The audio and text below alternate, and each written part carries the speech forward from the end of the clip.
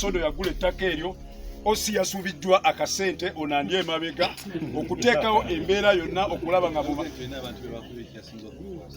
siina bantu be nakubye ettaka eryo we nali nga ndiguza Mwamisodo lyaliko ekibira kya kalituusi kati ekibira kya kalituusi ekyo ne bafuna amagezi osi n'abagamba bagende batandika okugoya emiti egyo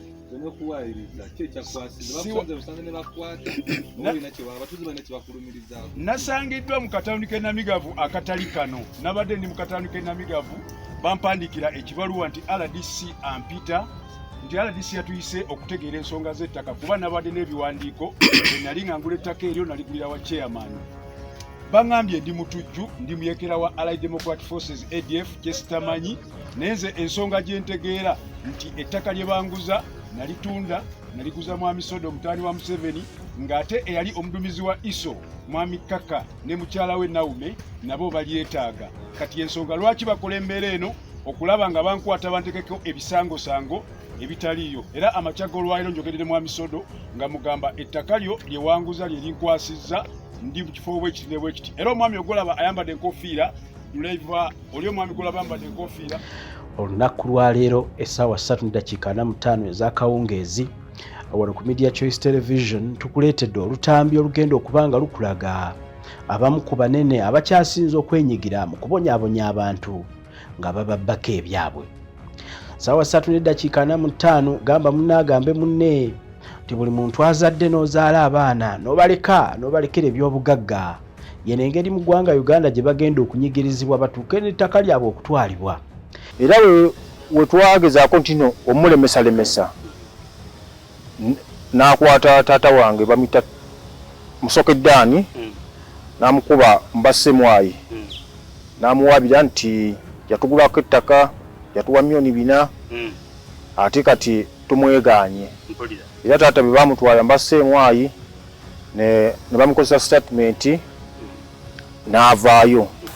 Buuza twali tumumanyiko nga yali ADF. Yali musajja wa ADF ne bamuwa ekisonyiwo naye era n'asigala nga akozesa obuyinza obwo obw'ekiyekera. Yesebo.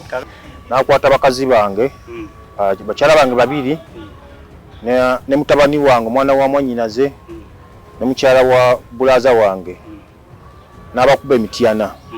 Ono poliisi e Busunju teyabateekawo, yabayisa buyisi pala mityana. N'abagulako omusango nti babbye ensawo ez'akasawo 10. Buuza endagaano eyaliwo yali egamba nti bwenta mumpe ettaka yiika 3 mpe mukazi wa bakazi bammwe kuba yatwala abakazi n'abaana baffe bali almost 7. Kati n'agamba okuta bakazi bammwe yagamukola endagaano eraga nti nno munkwasiza yiika 3 yiika ziri endala zonna nzeesonye amataka 2 ngenda geesonyewa.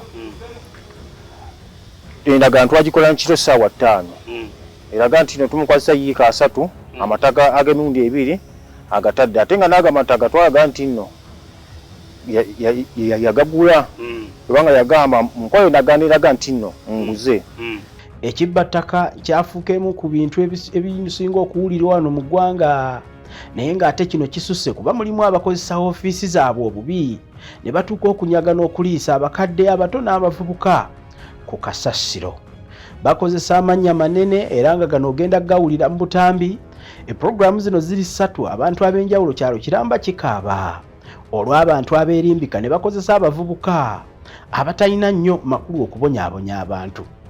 Mu pulogulaamu ya leero ogenda kuwulirwa ekisiga eddamuzi bwe lyakwatibwamu nga waliwo abantu abagenda ne boogera ng'era ensonga zogwe ne boogenda ku nnyanja y'omunnyo tezikolebwako. Ate ogenda kuwulira abantu ba bulijjo bwakwata ku kitogi ssaako n'okutiisatiisa bannamateeka nga poliisi n'otuuka ekiseera nga ne poliisi bw'eba yali kuyambye ebivaamu bubi nedda ebbali olw'okuba nti nno waliwo erinnya eddene eryogeddwa. Ssaawa 3:45 ffe nga Media Choice engeri gye tutasalamu bigambo tuleeta amazima abantu ne beetereeza bwe kibanga kyetaagisa ng'era kikwatira ddala ku nsonga z'omuntu wa bulijjo. Kino kye kitundu ekisooka eky'obubbi bw'ettaka mu kitundu ky'e Busunju ekiyitibwa Namigavu. Mwogenda okulabira abakadde abakootakoota nga babonaabona bagobwa ku bibanja byabwe kati nga n'okulya ekyemisana balondalonda bucupa okubaawo 345 togisubwa. Ne wakati siibayo nze nali musajja mulimi nga nema mu nnimiro zange ate nazibba kati nkoona mayinja